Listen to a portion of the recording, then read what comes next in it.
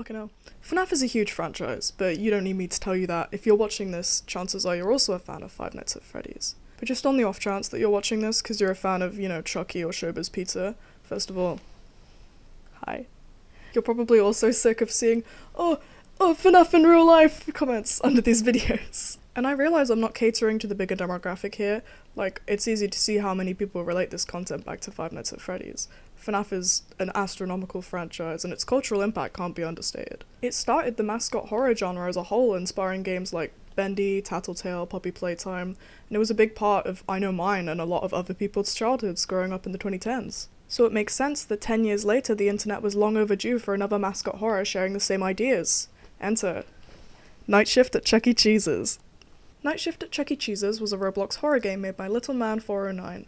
It was active for a few months before its unfortunate removal in late August 2025. But it was by no means the first Chucky-based FNAF parody, preceded by Five Nights at Chuck E. Cheese's. I find it really interesting that as the FNAF games evolved to become more open world, the fan games kind of evolved with it, if that makes sense. I actually had so much fun playing this game. If you have like half an hour to kill, I mean probably less than half an hour, but that's how long it took for me to complete the game. Please go play it. Obviously the original isn't up anymore, but go play it. It's a lot of fun. There's gonna be 2 pizza chains we're talking about in this video. It gets a little bit confusing down the line, but stick with me. So we start off with Pizza Time Theatre, which was founded by Nolan Bushnell, and we have Showbiz Pizza Place, which is founded by Rob Brock and Aaron Fetcher. If you know anything about the Rockafire Explosion, then that name just sent a chill down your spine, but don't worry, we'll get into him later. But before we get into the game, I think it makes sense to start at the beginning, so I'm going to give you a little history lesson on the origin of Chuck E. Cheese's and other animatronic bands from the 70s. Chuck E. Cheese's Pizza Time Theatre, later shortened to Chuck E. Cheese, was founded by Nolan Bushnell. And if that name sounds familiar, that's because he's actually the co-founder of Atari. This is where the pizzeria arcade situation kind of came into play. Bushnell was inspired by animatronics featured in Disney parks at the time. Think Country Bear Jamboree and Haunted Mansion. The man wasn't exactly cranking out Navi Shamans for his arcade pizza joint. But in 1977, the first Pizza Time Theatre opened to the public in San Jose, California. On their website it said that their classic animatronic band didn't actually debut until 1980, but I know this not to be the case. I mean, the website also had this dumb Chucky AI bot that wasn't particularly useful in my investigation. But between 1977 and 1980, Pizza Time Theatre actually featured a different set of animatronics called the Portrait Animatronics. Now, the Portrait Animatronics actually had a slightly different lineup to the ones featured in recent locations. These locations featured additional characters like Krusty the Cat, 3 singing birds called the Warblets, and is that the Confederate flag? Chucky! It also featured an interchangeable guest star's portrait that's cosmetics could be swapped out for free female characters. Madame Oink, Foxy Colleen, and Helen Henny, the latter remaining a core character in the lineup. As the locations upgraded, so did the animatronics, with the Cyberamic-style animatronics becoming a standard in all future locations. This new lineup included the titular Chuck E. Cheese, Helen Henny, Jasper T. Giles, Pasquale the Chef, and Mr. Munch on keyboard. Later on, some locations downsize and end up kicking some of these characters to the curb, but you know what they say. That's showbiz, baby! Showbiz Pizza Place first opened in 1980, with their titular band, the Rock-afire Explosion, debuting later that year. The animatronic band was a labour of love by owner Aaron Fetcher, who worked with creative engineering to produce all of the animatronics featured in the locations. I don't like that I've been doing the dream face reveal face this whole time. Now, like I said, Aaron Fetcher is a very controversial figure. You can do your own research, I'm not going to get into that in this video, but something that remains very consistent regardless of any controversy is his very genuine love for these animatronic characters. Something that remains less consistent is his love for certain minorities. Also, I just want a moment to gush about the show tape video voice acting for the Rockafire. I think there's something about it, it just has this quality, it's so heartwarming and naturalistic. Mitzi. What? People like Michael Jackson, they get accosted for autographs all the time. Now, he was out at Disney World trying to have a good time. If you had been there trying to get 400 autographs, you would have ruined his day. Do you understand? Yeah, I understand. Good. Now, what are you going to do if you see Michael Jackson? I'm gonna rip his shirt off. I'm gonna get club in his hair. I'm gonna tear off his shoes. I'll do anything just to make up for this time when I didn't get his autograph. All right. Like, especially when you compare it to more recent Chuck E. Cheese show tapes. And before you say, oh, Rosie, Chuck E. Cheese, it's a kid's location. Yeah, Showbiz was a kid's location too. I feel like there's a difference between humor that's, like, appropriate for children and humor that is, like, made for children in mind, and it's, like, comes off as patronizing and weird. I'm gonna bring up The Muppet Show, because of course I am, but listen, it's a good example. It's a family show with acts and dialogue that's aimed towards adults, but its animated puppet medium makes it engaging and still appropriate for children. It's a very niche balance that isn't easy to replicate, and this becomes evident in later Muppet productions, especially after they were bought out by Disney. And I realise I'm going off on a tangent, but I need you to bear with me, because I swear I have a point. After Disney's acquisition of the franchise in 2004, there was this weird era where they were clearly trying to emulate, like, the adult tone of the original show, but it came off as weird. Anyways, my point is, after this, Disney did a full 180, taking the franchise in a more sanitized, child-friendly direction, with movies like Muppets 2011 and Muppets Most Wanted. Fun fact, the puppeteer for Constantine, Kermit's evil Russian doppelganger, is actually the current performer of Kermit the Frog. Yeah, it's not related, I really like that fact. And some of these people found the more child-oriented writing boring compared to earlier productions. You picking up what I'm putting down? See, I told you I had a point. A lot of Showbiz fans shared this opinion, which is why so many fans were devastated to hear that the Rockafire band would not be integrated into the new locations following the merger with the bankrupt Chuck E. Cheese in 1984. They would instead be stripped down and repurposed into the Munch's make-believe band characters. Oh, what's that? You wanted to see Billy Bob and the gang for your 6th birthday? Sorry, honey, Billy Bob's being skinned and replaced. That's right, baby, I'm talking about. You ever wonder why in some Chuck E. Cheeses the animatronics look like this and some look like this? Well, after Pizza Time Theatre went bankrupt in 1984, they were bought out by Showbiz, who rebranded both locations into Chuck E. Cheese's. And Aaron, ever protective of his creations, wouldn't allow for the Rockafire to be used in any of these new spaces, marking the end of the Rockafire band as a whole. Well, at least in any official locations. Any animatronic mechs still present in the locations would be stripped down and reskinned to look like the Munch's make-believe band in a move called concept unification. A lot of these clips you see online of half retrofitted or eerie animatronics are from this era of the brand's history. It's likely partially due to FNAF that people find this kind of behind the scenes so interesting. You know, exposed wires and endos and FNAF in real life! All of this stuff was popularized with FNAF 2, which featured the Wivid animatronics, but not every one of these photos of eerie animatronics originated with concept unification. The FNAF IRL hype originated when people began to discover photos of these real-life animatronics in less than stellar condition. A lot of these I'm going to talk about aren't actually Chuck E. Cheese, they're the Rockafire Explosion band that I mentioned previously, but there is a reason for this. I wanted to cover it anyway because I felt like people's fascination with these, like, dilapidated animatronics kind of explains why they fit so well into the horror genre. The reason why so many of these Rockafire animatronics were in such varying states of disrepair is because after the merger, they were sold off to independent buyers, some of which were more neglectful than others. You've seen them, like those TikToks with Daisy in the background with those weird grainy visionette filters. Listen, it's no secret that in some of these locations the animatronics are looking a little worse for wear, but I feel like a lot of the people making these videos are just doing it for, like, shock value or, like, a cheap scare. Oh, that rhymed. It's so overdone. Stop it, please. I like animatronics. It makes me sad. Stop it, please. Please stop it. A lot of these clips are from a long time ago and the locations have since been refurbished, but I'm gonna do a little honorable mentions roundup of some of the worst I could find. The first of our less mint locations is Dream Factory in Switzerland.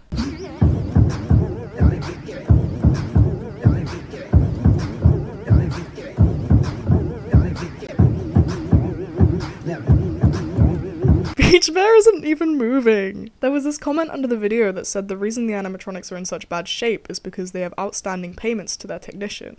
So I looked into this and I couldn't find anything except this TripAdvisor review from July that said the show was under maintenance when they arrived. I mean, looking at recent clips of the band, it seems that this is the point where Beach Bear stopped moving entirely. The last video I could find of Beach Bear working was in April, which is a few months before they supposedly closed it for maintenance. Any video after that, he's completely static, so I don't know what kind of maintenance they were doing, but it was not good.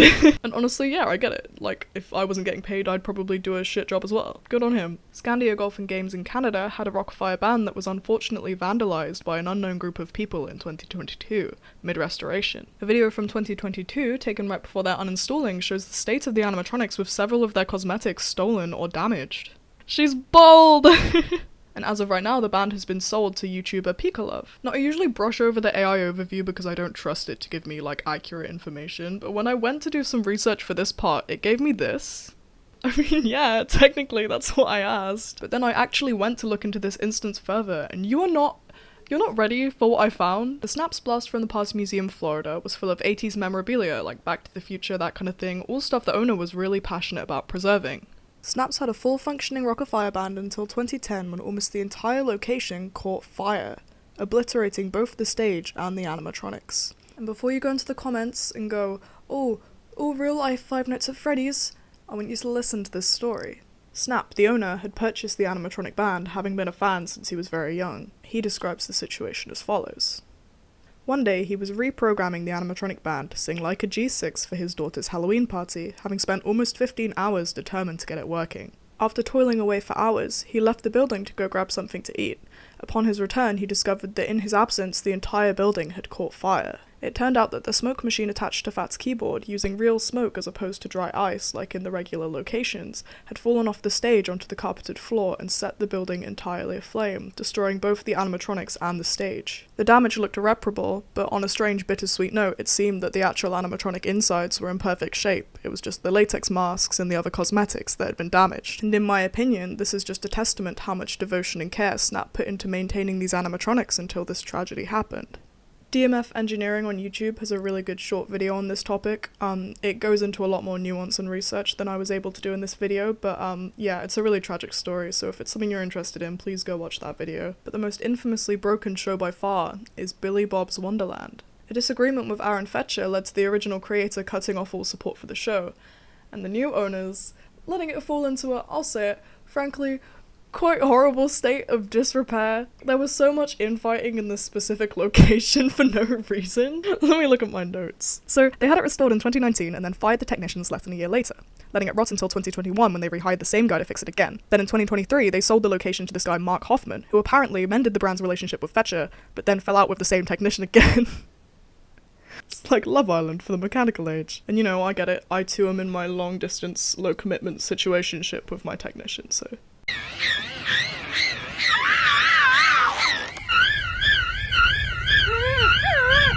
I mean, look at it! We're wondering why people relate these back to Five Nights at Freddy's, and we know now, because it's actually quite terrifying, to be honest. So Billy Bob's Wonderland has since been restored.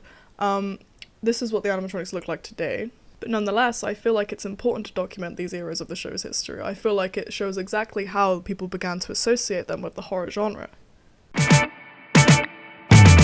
Yeah, remember what this video was originally about? Not me, I just wanted to talk about old animatronics. I can't believe I conned my whole 5 followers into watching a video about the Rockafire Explosion. If you're anything like me, night shift at Chuck E. Cheese's being taken off Roblox was a tragic day.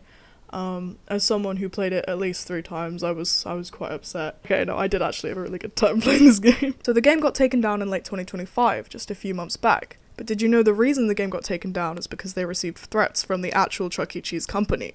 Now, I've never been to a Chuck E. Cheese, because in case you haven't noticed, I am British, and we don't really have them here. But I've always been a fan of the franchise, and I really like this game as an homage to the franchise and the fans. I remember convincing my friends to play it with me, like, yeah guys, let's play the Chuck E. Cheese horror game, ironically, like, brimming with probably barely contained glee.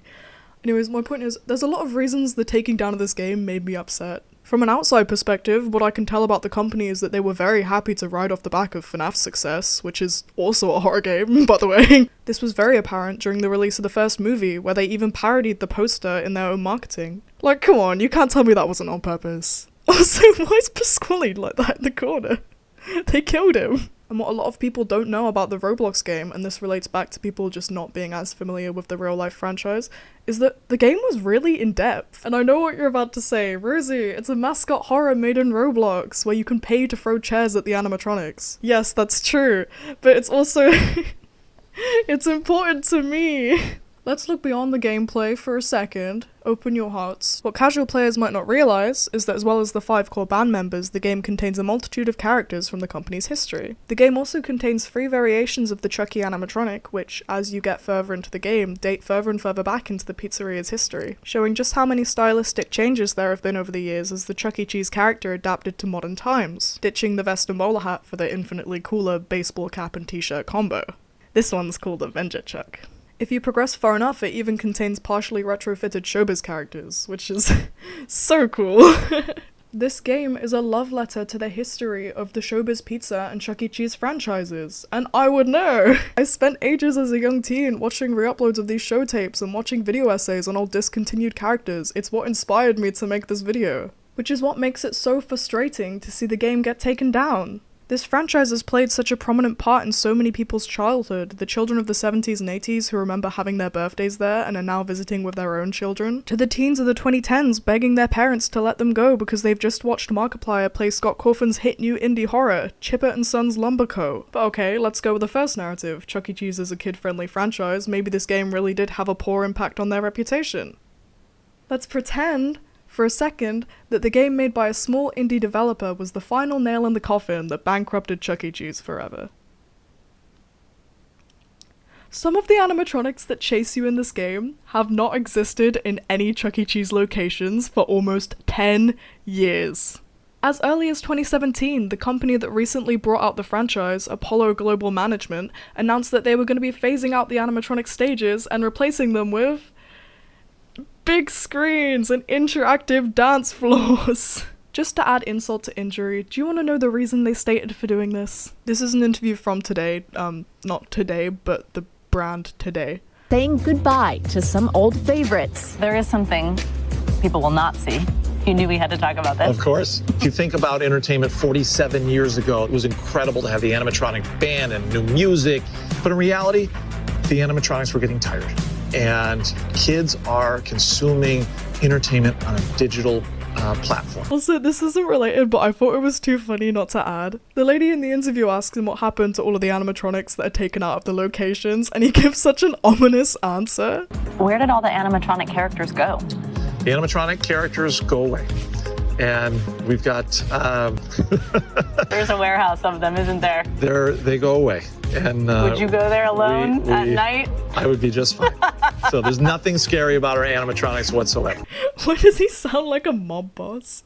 CEO David McKillips and his animatronic mafia. Now, I'm sure he has no ill intentions, and I know there's no way of telling whether the order to take the game down came from him or someone higher up, but personally, I think it's really hypocritical to say that your animatronics are too uninteresting and then randomly decide one day that they're getting a little too interesting and, you know, snipe down this small creator's passion project. You know, it's clear that they put a lot of thought and effort into the game and they clearly care about the franchise. And you know, I'm not afraid to say it, company that almost went bankrupt during the pandemic, this game is the most relevant you've been in years. The animatronic band is the only thing that makes you stand out from other fast food places. Why would I get a questionable pizza from Chuck E. Cheese when I can go to like KFC? And I probably have a better chance of seeing a rat there too. Like, what else do you have going for you? It's like asking a drag queen to perform out of drag. You've just got Bold Michael from the Sephora makeup counter lip-syncing to Happy Birthday in a polo and some Levi's. But that begs the question, why did so many people latch onto this particular game when there's hundreds of others out there that are clones of Five Nights at Freddy's or in the similar genre? Well, I have a couple of theories. Call me Matthew Patrick. Well, the FNAF franchise, as of recent, has itself been becoming more sanitized and child-friendly.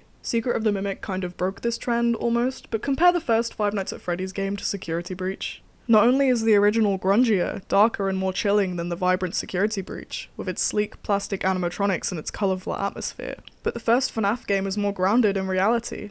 Also, I realised that I framed this video so that I'd be central, but my posture is so bad that I've kind of just been like...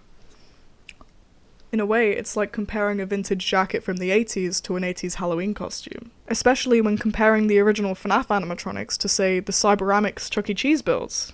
It's what makes the original so frightening. It's this suspension of disbelief I feel like gets less and less present in the more recent games, if that makes sense. The first game was just a story about missing children and possessed animatronics. The recent lore gets so convoluted with its talk of Remnant and hyper-realistic AI and MatPat Mpreg. And I think the fandom yearned for a game based on this original premise, just a game based on possessed animatronics. Really, this game is a creative passion project, and it's sad to see the creator treated this way by the company that inspired the whole thing. But what is the state of the game today? As I'm writing this script, the game has reappeared on the site under a new name, Night Shift at Pooley's, which is currently in beta testing. I played a bit of the new game for this video, and it seems like it uses similar assets to the original, but obviously altered to avoid any further copyright issues. But it was still a lot of fun. I think some story elements were altered slightly because obviously they are going to expand it in future updates, I think, with their own characters. But yeah, all of the characters look really good. Hopefully you're seeing some footage from that now. All of the characters look really fantastic, and I'm glad they were able to continue on the project despite the copyright problems they faced. But yeah, that's the Chuck E. Cheese horror game that got banned from Roblox. This is my first longer content video. Yeah, if there's anything I missed or I got wrong, please have a little bit of grace, or let me know in the comments. I would really appreciate it. Also, thank you for 1,000 followers. I think it's like 2,000 now. It's really funny that it originated with a video of my washing machine, but I'm not complaining. I know longer form videos don't tend to do as well as shorts, but honestly this is something that I've been really wanting to do for a long time, so I'm very happy whether this gets, like 3 views or, 300. I would be very appreciative. Well, you guys need to see the shirt I was wearing for this video. What do we think? Do we like it?